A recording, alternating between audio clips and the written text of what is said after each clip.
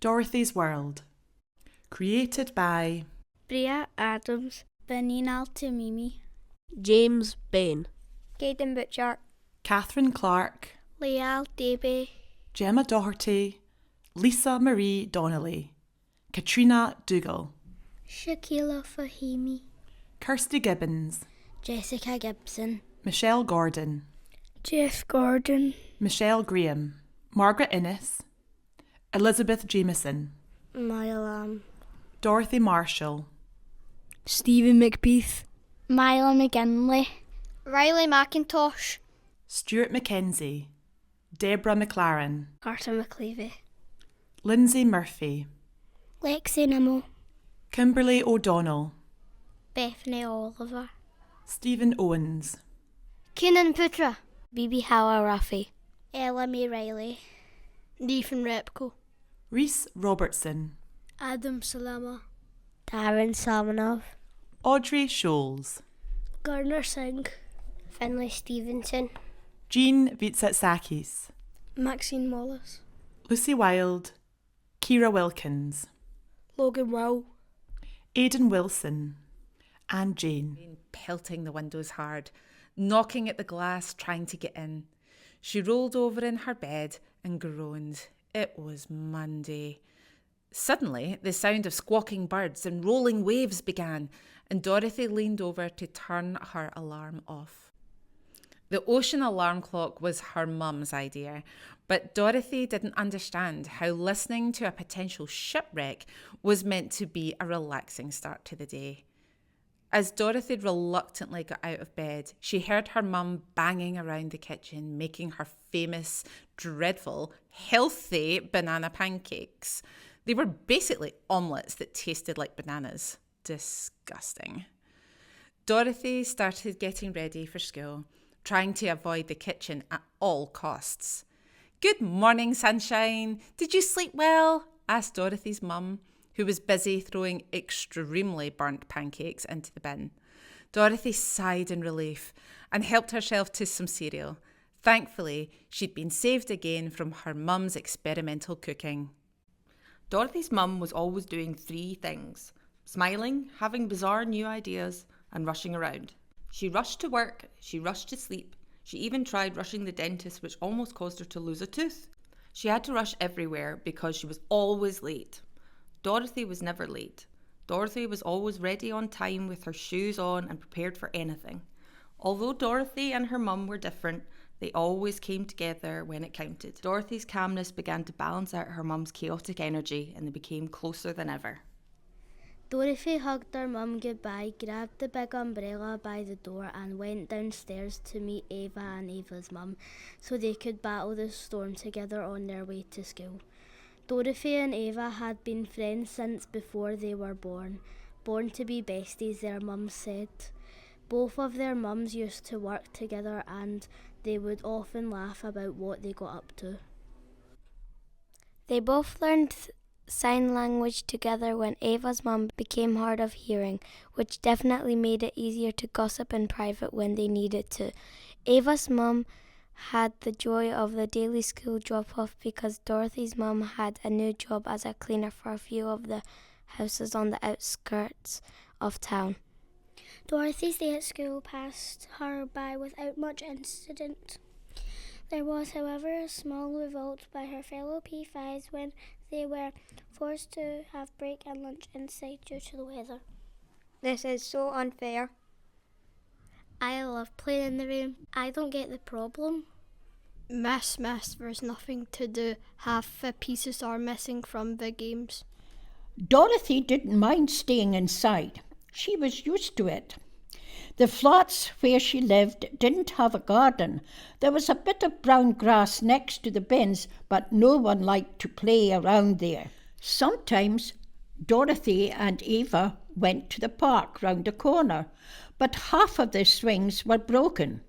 It was just a boring bit of grey concrete. So if you did fall over playing tag, usually you'd come away with a bad graze and a couple of bruises.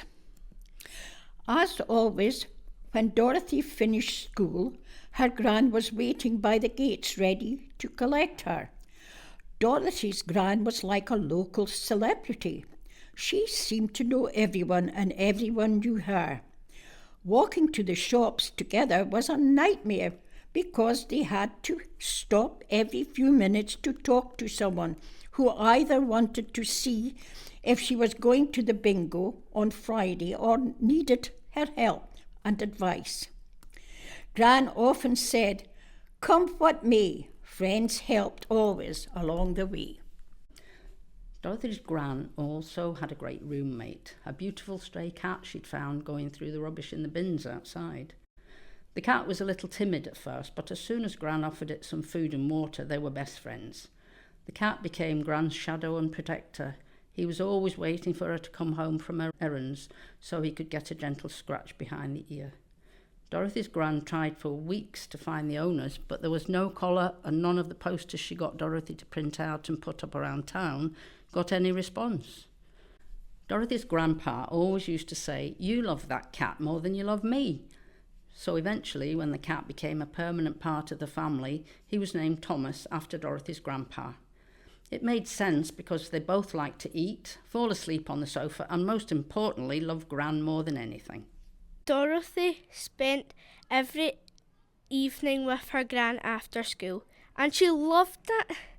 They did Dorothy's homework together, made scones, sometimes they painted, but it was always Dorothy's job to peel the tatties ready for dinner. Dorothy's gran was so intelligent. She knew about different periods in history. She was great at maths and general knowledge, but no matter how hard Dorothy tried, she could not get her to understand her tablet. To Dorothy's gran, tablet was something you ate if you fancied something sweet, and she didn't understand why you would want to just stare at a screen. She would much rather take Dorothy to the library to try and find the answers to her questions.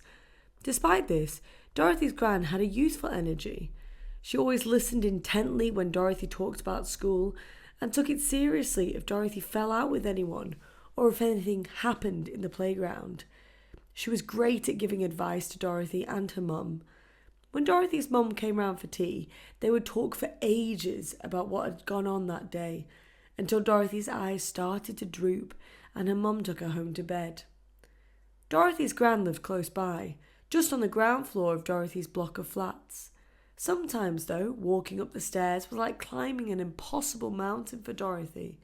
The lift was usually broken, which made it a slow walk up the 96 stairs to their flat.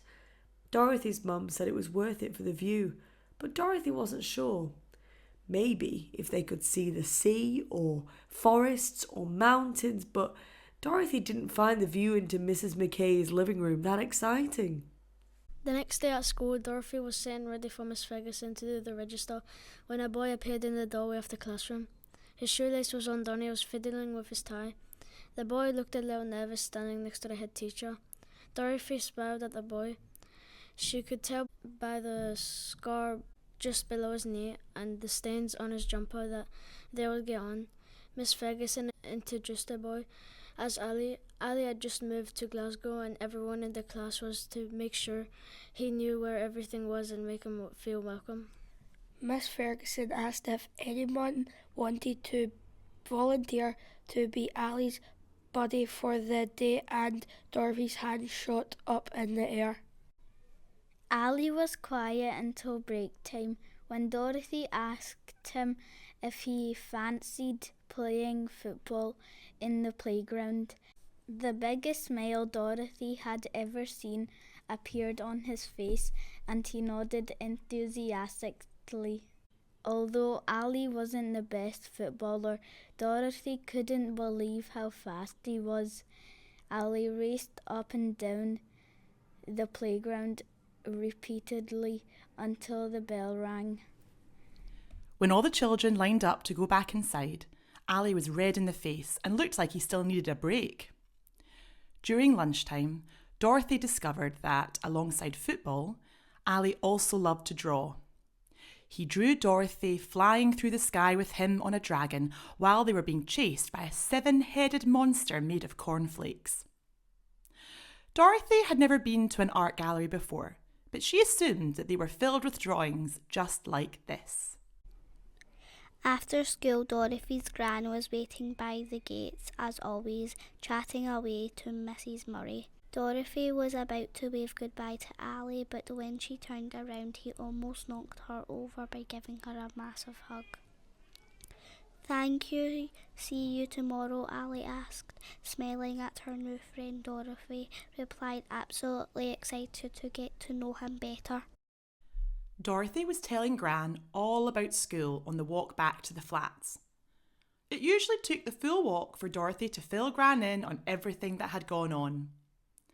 Just as Dorothy described how rubbish the fish and chips were today because there were only 7.5 chips rather than the usual 10, once there were 12, which was an incredible day. Dorothy saw a small, dark-haired boy jump out of a car in front of them and run towards one of the houses round the corner from their flat. Dorothy stopped for a second and squinted hard to see the boy's face. As he turned round to talk to his dad, Dorothy yelled, "Allie, Allie, it's Dorothy." The little boy smiled widely, and Dorothy knew it was him. She waved and pointed to where she lived. "We're neighbours," Dorothy called out, before seeing the most adorable little dog escape from Allie's house. This little ball of fluff was making its way towards the road near where Dorothy and her gran had stopped. Allie was chasing after the dog, but this furry demon was determined to evade his grasp. Gran never stood for much nonsense, so she whistled authoritatively and knelt down to pick up Allie's pup. "So sorry. Thank you for picking Luna up. She's always trying to go off on her own, but she doesn't know the area that well yet," said Allie's dad as he made his way over to them. "No problem. She's a gorgeous wee thing," Dorothy's gran replied, smiling at Luna. "Wait till you meet Buddy. He loves everyone," said Allie's dad as he squeezed Allie's shoulder. "You can come over and walk them with Allie sometime if you want." Allie nodded enthusiastically. Dorothy was so excited. She didn't have any pets, so she couldn't wait to befriend Luna and Buddy. Gran reluctantly passed Luna back to Allie, and they said their goodbyes. Gran thought Allie was a nice boy. She'd met his mum at the shops earlier that day and learned that he had 3 older brothers. Dorothy didn't have any siblings, just Mum and Gran, which was just the right amount for her. It was the weekend and Dorothy's mum was up earlier than usual. Dorothy assumed that other people relaxed at the weekend, but Dorothy's mum only had Sundays off and she liked to make the most of them. This morning felt no different. Dorothy's mum was so excited when Dorothy finally stirred and said they were going on an adventure. "Where are we going?" asked Dorothy, confused. "Well, we're going to buy some pots," her mum replied. "But we've got loads of pots," Dorothy interrupted. She was even more confused now because if they needed any more, they could always borrow Gran's. "New pots for the kitchen," Dorothy continued. "Not quite. We're going to the garden centre. Andy from down the road has let us borrow his van so we can finally sort out the balcony. We're going to make ourselves a garden, Dorothy." At this point, Dorothy was slightly concerned her mum had lost the plot. "But Mum, we don't have any grass," said Dorothy delicately. Dorothy was used to her mum getting excited by unusual things and never wanted to burst her bubble. "Don't you worry, little one. We don't need grass. You'll see. Come on." Off they went in Andy's van, which Dorothy thought could definitely do with a good clean. Dorothy's mum had the radio blasting and was singing along at the top of her voice to a song about dancing queens, which Dorothy didn't recognise. Dorothy had only been in Andy's van a couple of times before and liked how high off the ground they were, looking down on all the cars. But on this occasion she felt a bit different. The van was bouncing up and down and Dorothy could feel her cereal from the morning churning in her stomach. She wound the window down a bit for some fresh air and, with the wind in her face, it felt like she was riding a roller coaster with no end in sight. Every twist and turn and speed bump made her insides do a loop-de-loop until the van came to a sudden halt. Dorothy's mum announced, "We're here. Hop out, Dorothy." Dorothy stumbled out of the van almost dizzy from the 10-minute journey, but as her eyes adjusted, they widened in surprise and a smile burst onto her face. This place was amazing.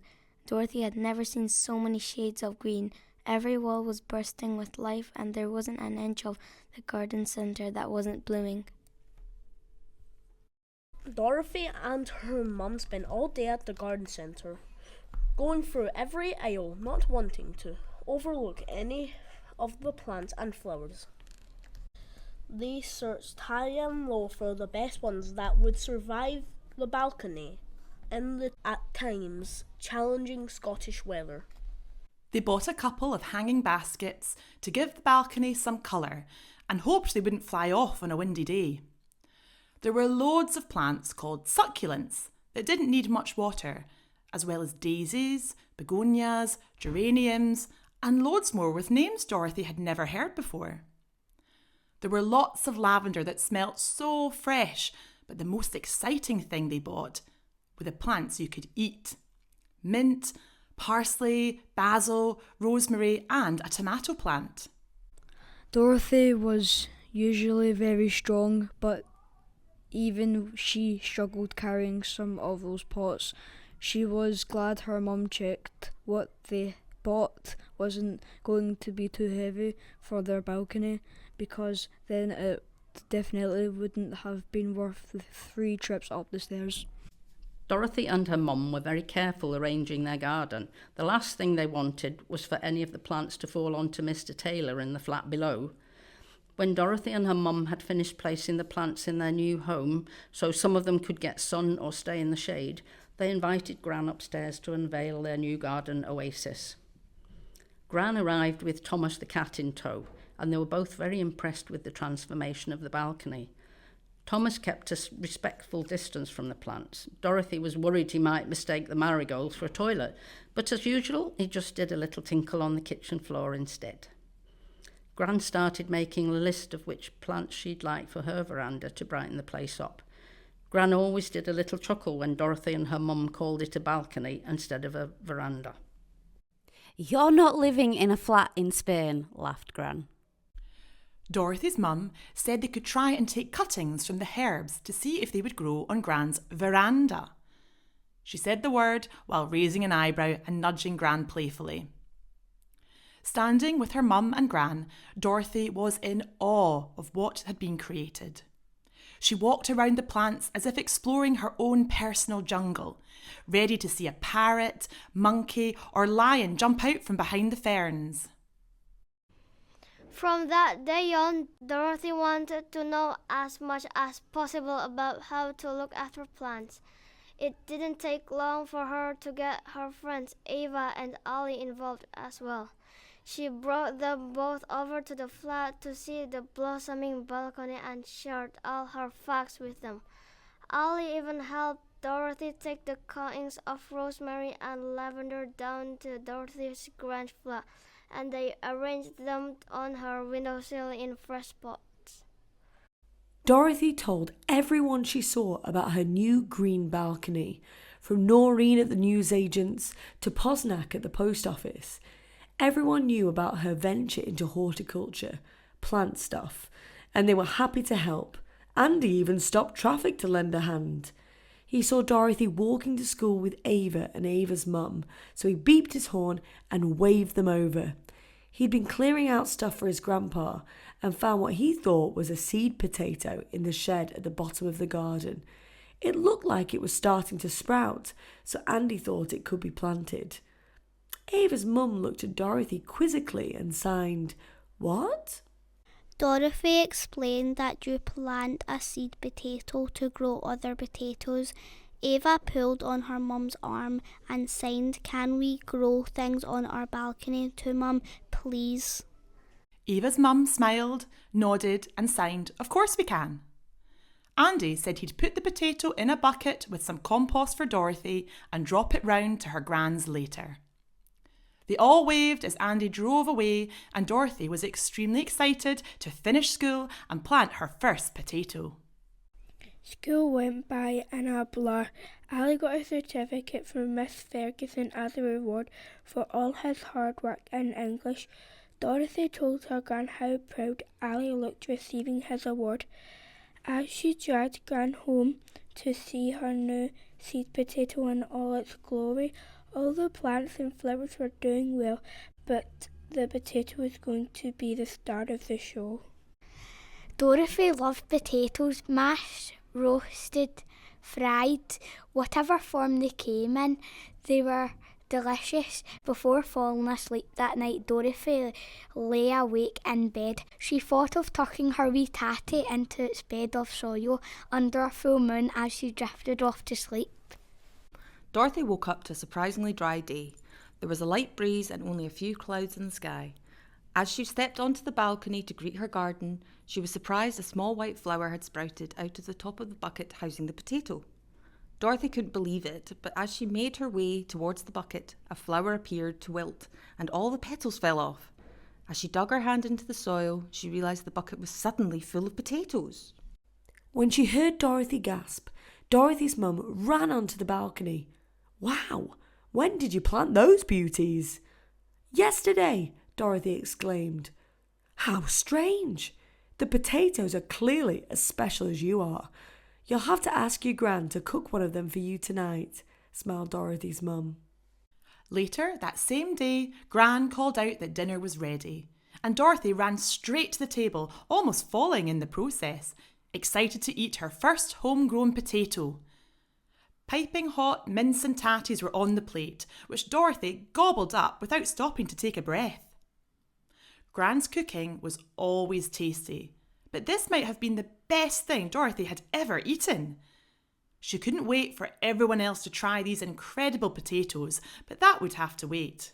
Gran was off to bingo as soon as Dorothy's mum got back from her night out with Ava's mum. They never missed their monthly pie and pub quiz evening at the Silver Stag Inn. Dorothy felt warm, cosy and full as she settled into bed that night. She was looking forward to tomorrow because Allie, his dad and their dogs Buddy and Luna were joining them on the walk to school. Dorothy slept soundly, dreaming of adventures she and Allie would have with Buddy and Luna if they could all communicate.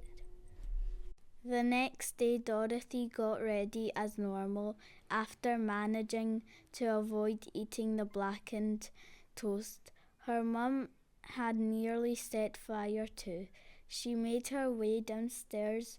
Ava and her mum were waiting for her, and they could see Allie, his dad and the dogs crossing the road, making their way towards the flats. On the walk to school, Allie, Ava and Dorothy ran ahead with the dogs, throwing sticks and playing hide and seek. Dorothy saw Luna dive into someone's bushes and tried to get her to come out so they weren't late for school. She could hear Luna barking, but it was muffled and didn't sound like her usual woof. "Luna, Luna, come on girl, we need to get going," Dorothy shouted. Luna continued to bark and rustle, and Dorothy could have sworn she was saying why and not woof. Dorothy reached out to pull Luna back through the bush, and she couldn't believe what she heard. No! Let me go! There is such a good stick in this garden and I haven't even smelt all the rocks yet. Luna? Dorothy exclaimed. Please let me run around, Dorothy. We can cuddle later, okay? Luna, are you talking to me? Dorothy continued in amazement. Yes, Luna responded. Can you not always tell what I'm saying? I talk to you all the time. Dorothy called out for Allie and Ava to join them, with her eyes remaining glued to Luna, still unable to believe what she was hearing. Allie, with the biggest smile etched onto his face, ran over carrying Buddy. When Ava had joined them and before Dorothy could speak, Allie just said, "Listen." Buddy licked Ava's face as usual and then said, "You taste like soap. I like it." The dogs continued to chatter away while the children stood staring in disbelief. "This is amazing," Ava said eventually. "I don't know how this is happening, but it is brilliant." Olley agreed, and something suddenly clicked with Dorothy. "I don't know how it's possible, but I had a dream last night that Luna and Buddy could talk, and now they can talk. I'm not saying it's differently related, but that is weird, right?" As Olley and Ava looked at one another and nodded, the dogs started to argue. "My stick," growled Luna. "No, it's my stick. It's just been in my mouth," said Buddy. "This happens all the time. You said the same thing about Olley's sock this morning. Give me back my stick," shouted Luna. The children calmed the dogs with some treats from Olley's pocket. "If what you've said is true," said Ava thoughtfully, "and what you've dreamt has happened in real life, do you think it's a one-time thing?" Dorothy was watching Olley scratching Buddy's belly and could hear them saying "I love you" to one another. Dorothy looked at Ava, growling, "I hope not." The children had never been more reluctant to go into school. They desperately wanted to stay and play with Buddy and Luna, but Ava's mum and Olley's dad weren't budging and said they could all play with the dogs after school. The children groaned, and Dorothy could have sworn she heard Luna say, "That's not fair, Dad," before they all waved goodbye. Dorothy, Olley and Ava discussed it a lot during school that day, and they decided there was no downside to talking dogs, and there probably wasn't a downside to Dorothy's dreams happening in real life either. Unfortunately, when school had finished, it was raining heavily, so Olley's dad left the dogs at home. Dorothy was disappointed to find that Thomas, her grand's cat, wasn't also talking. Dorothy always wondered what he was thinking, but Dorothy hadn't dreamt Thomas could speak, so this did prove their suspicion that for some reason Dorothy's dreams were no longer just staying inside her head. Usually Dorothy's mum had to convince her to go to sleep at a reasonable hour so she wasn't too tired for school the next day. However, tonight was different. As soon as Dorothy had checked on her plants, she was straight in the bathroom brushing her teeth and trying to predict what might happen in her dreams tonight. Dorothy decided not to tell her mum or gran about the dogs or her dream power just yet, because first she wanted to see if it would happen again. As Dorothy closed her eyes, she saw every shade of green swirling and whirling around faster and faster. As tiredness overwhelmed her, she drifted off to sleep. Dorothy woke up excited to see if what she dreamt was about to become reality. She scratched her head as she made her way through the flat, trying to remember her dreams from last night. Dorothy thought she heard birds and other animals chatting away as she walked past the open window. They weren't talking in English though, so unfortunately, Buddy and Luna may remain the only animals able to communicate with humans. Dorothy also remembered seeing green everywhere in her dreams, but couldn't work out if it was a school of gigantic green fish or a flurry of green flamingos or something even more bizarre. As she stepped out onto her balcony, rubbing the sleep out of her eyes, yawning, Dorothy stopped abruptly. "This is impossible," Dorothy exclaimed. Her plants and flowers were everywhere, growing up the walls, across the ceiling and over the edge of the balcony. Dorothy tiptoed around the plants, trying to avoid trampling any of the new shoots still erupting out of the pots. As she looked out of the other flats, she saw the entire building was covered in the ever-growing flowers. It looked amazing, so bright, healthy and beautiful. The block of flats was now a living, breathing, vertical garden. There is no way people aren't going to notice, Dorothy thought. All the new plants and flowers attracted a number of wild animals, not just the usual squirrels and starlings, but animals Dorothy had never seen roaming around Scotland before. Frogs of all different colours were hopping around the flat. Monkeys and birds of all shapes and sizes had made Dorothy's home their home. There was even a sloth hanging around outside Mr. Can's flat, having a snooze. Dorothy was convinced now that her dreams were making this happen. Dorothy's mum was so happy about how the garden had spread. "It just looks so much better now, doesn't it?" said Dorothy's mum to their neighbour, Miss Blair. The news of the green explosion spread faster than the plants and flowers had.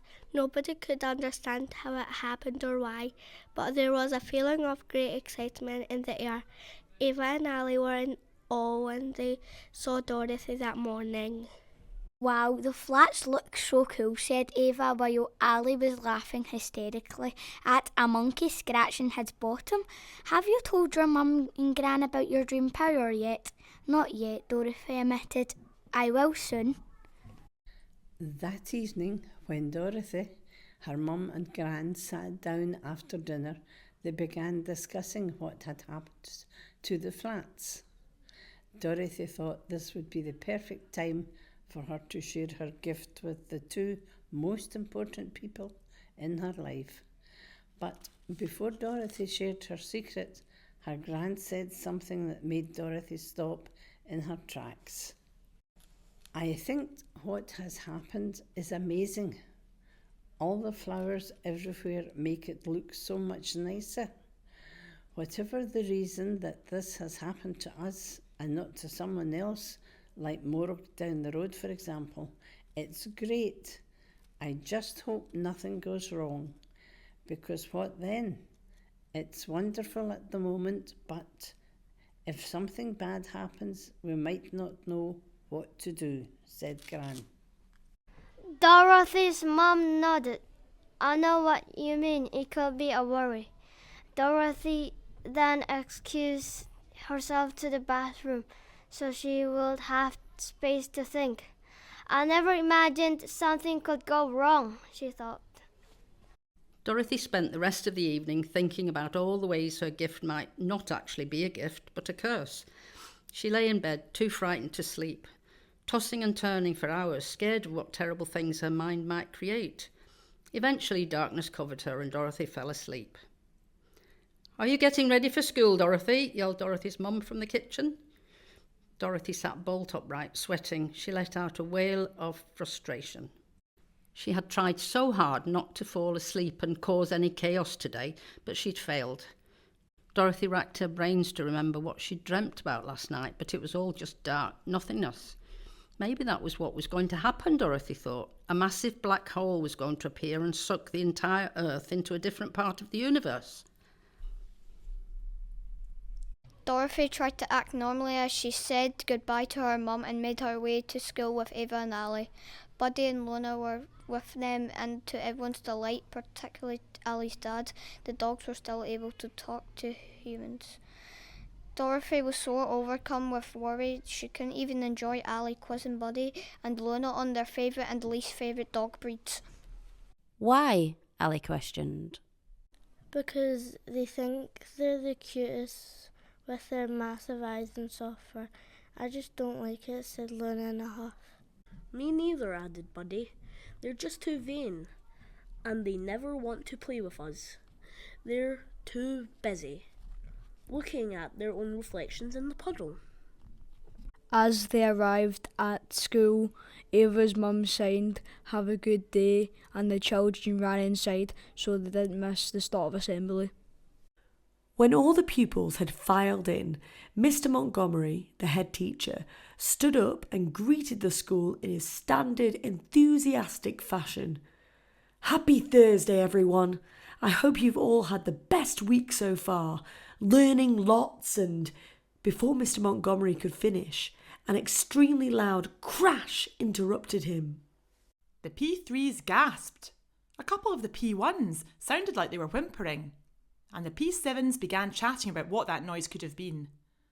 Settle down, settle now, it's all okay," Mr. Montgomery tried to reassure the school, but at that moment the hall doors swung open. Standing in the doorway was not just one but several huge revolting monsters Dorothy gulped loudly and her eyes darted around the room. She realised this must be what she had dreamt last night. Staring at the giant monster, she saw that each one had 7 disgusting heads, completely covered in some sort of orangey brown crispy stuff. That's when Dorothy realised they were the cornflake monsters Aileen had drawn a few days ago. The monsters were snarling at the pupils, and Dorothy had brought these creatures to life. As her feeling of guilt grew, her face turned a dark shade of red. Thinking about what horrors these monsters could bring, the school was frozen in fear, staring at the unexpected visitors. Mr. Montgomery managed to stutter out, What are you? The monsters laughed, nudging each other and grinning down at the trembling head teacher. Never you mind, the largest of the monsters responded cruelly. All together, the monsters bellowed, This is our school, and you'll do as we say. It wasn't just a couple of P1s whimpering now. A lot of the pupils and even some of the teachers had tears in their eyes, scared of what was to come. The monsters instructed everyone to separate into their classes and gave them all ridiculous jobs.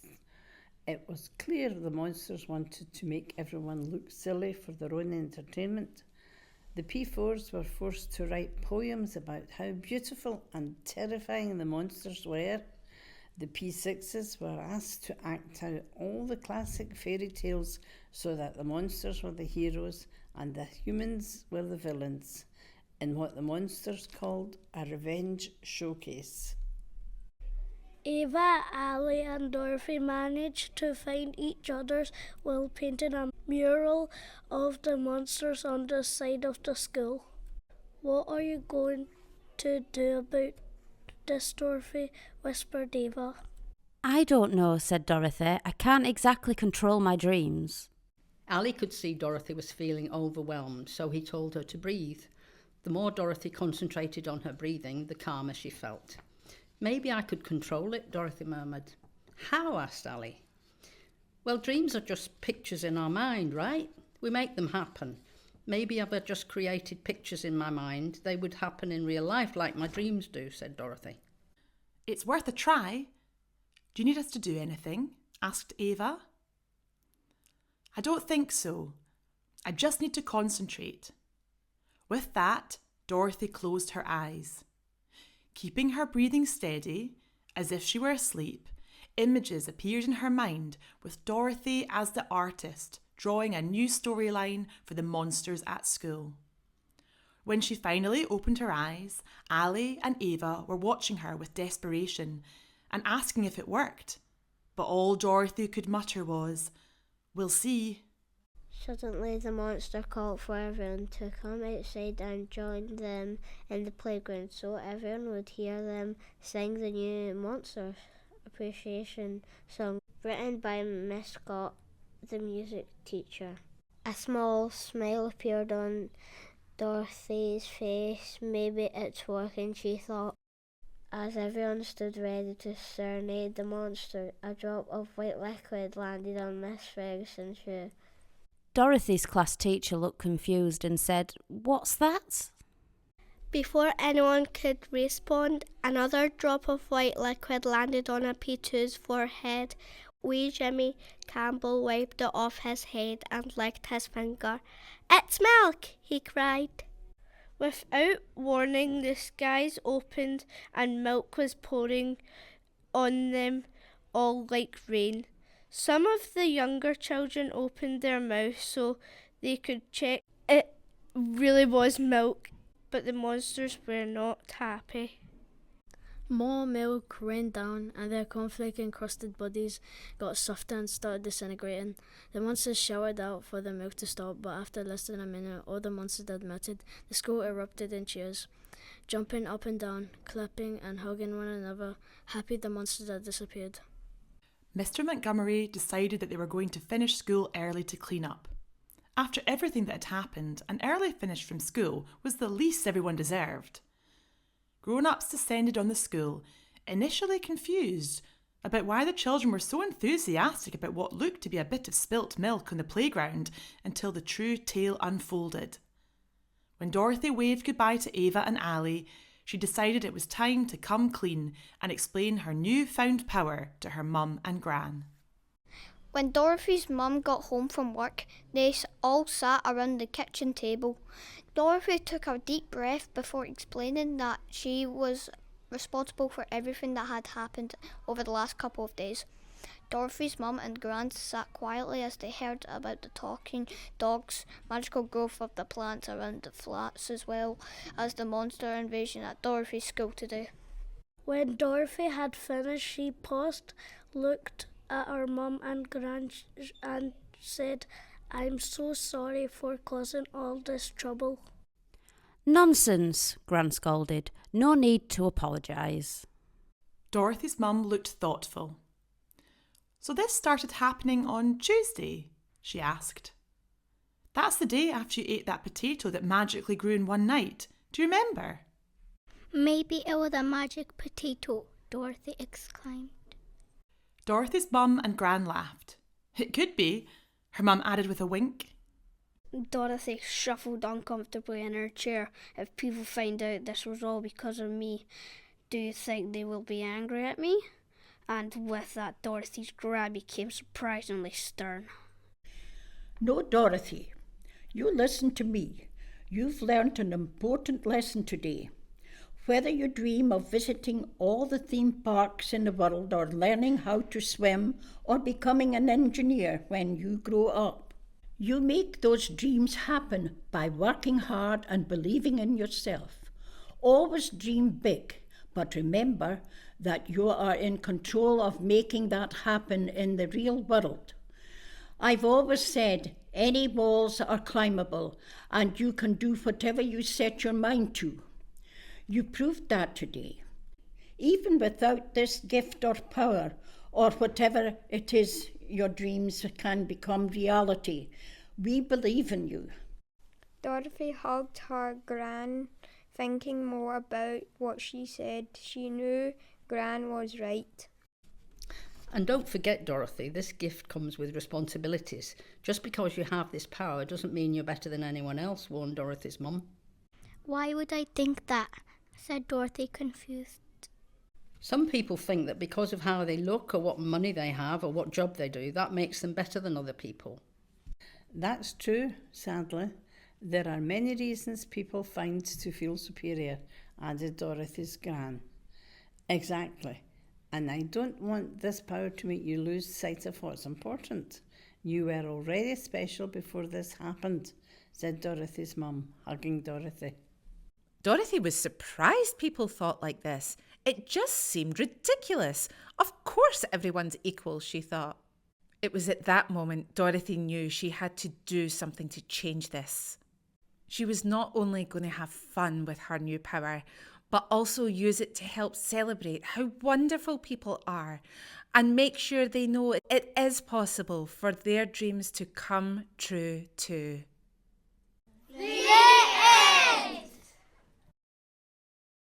Dorothy's World has been created as part of an intergenerational community project. Members of Time Well Spent, Yoker's Elderly Social Inclusion Project at Yoker Resource Centre, and pupils at Clyde Primary School have worked with Timeless Connections to write and illustrate this story. This book combines the imaginations and creativity of multiple generations in Yoker. With special thanks to Kirsty Gibbons, Gemma Doherty, Aileen Campbell, Sarah Olley, Sandy Busby, Yoker Resource Centre, Clyde Primary School, Age Scotland, about dementia.